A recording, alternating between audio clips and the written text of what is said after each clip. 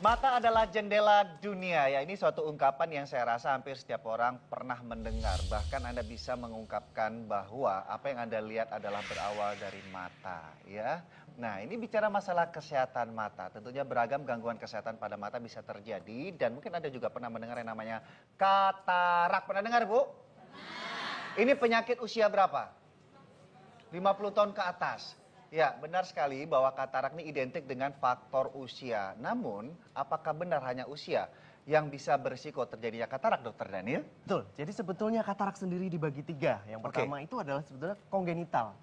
Kongenital artinya bawaan dari dia dilahirkan, sudah ada bakal dari katarak itu. Yang kedua tadi, faktor penuaan, faktor usia.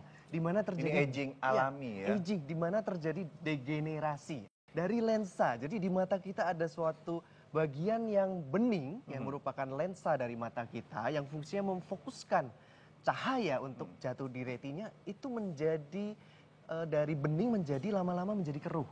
Terjadilah proses penuaan dan akhirnya semakin keruh dan akhirnya terjadilah katarak itu. Ada faktor environmental atau lingkungan, di mana faktor lingkungan itu sangat berpengaruh juga dalam hal dia dapat membuat seseorang lebih cepat terkena katarak atau lebih cenderung mengalami katarak pada usia yang lebih muda. Contohnya paparan tadi sinar matahari, lalu radikal bebas, lalu zat-zat yang kita makan, misalkan yang terlalu makanan berlemak atau terlalu manis, juga penyakit tertentu, misalkan diabetes, hipertensi, itu ternyata membuat lensa kita menjadi lebih keruh. Karena bagaimanapun yang namanya katarak ini atau mata kan ada pembuluh darah. Beberapa penyakit berkaitan dengan faktor pembekuan darah, kemudian kekentalan darah, kemudian persumbatan pembuluh darah juga akan berpengaruh pada kesehatan mata. Nah, saya yakin masyarakat kita belum familiar juga ya, walaupun kata-kata katarak ini sudah sering dengar, tapi sebenarnya letaknya di mana sih? Fungsinya di mana? Nah, kita ada peragaannya. Jadi ini adalah gambaran dari katarak yang menyerupai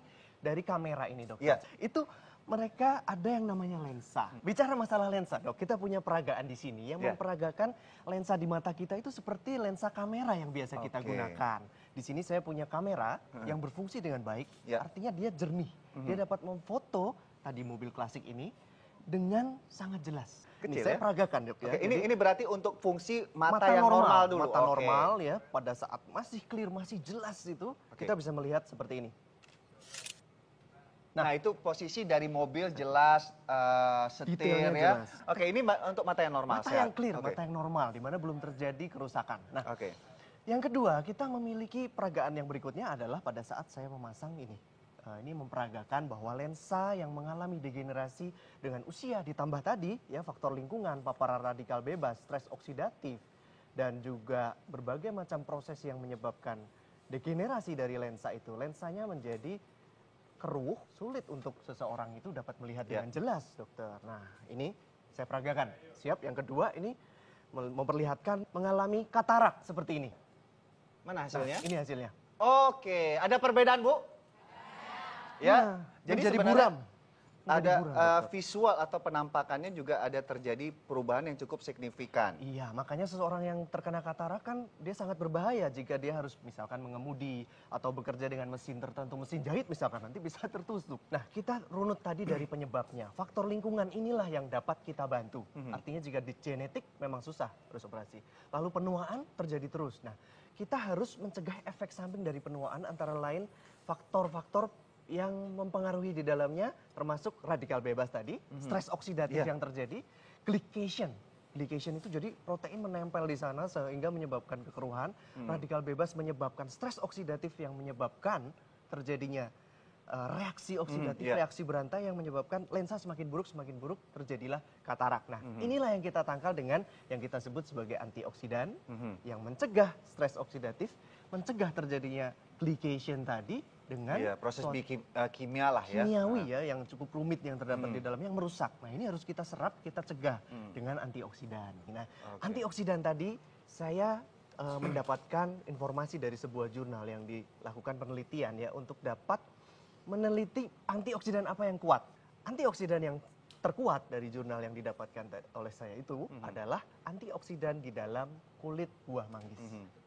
Antioksidan di dalam kulit buah manggis ini ternyata mengandung zat yang kuat ya, yang termasuk dalam kategori antioksidan yang dapat menyerap radikal bebas, menyerap stres oksidatif di dalam proses yang terjadi dalam penuaan, di dalam yang menyebabkan katarak tadi.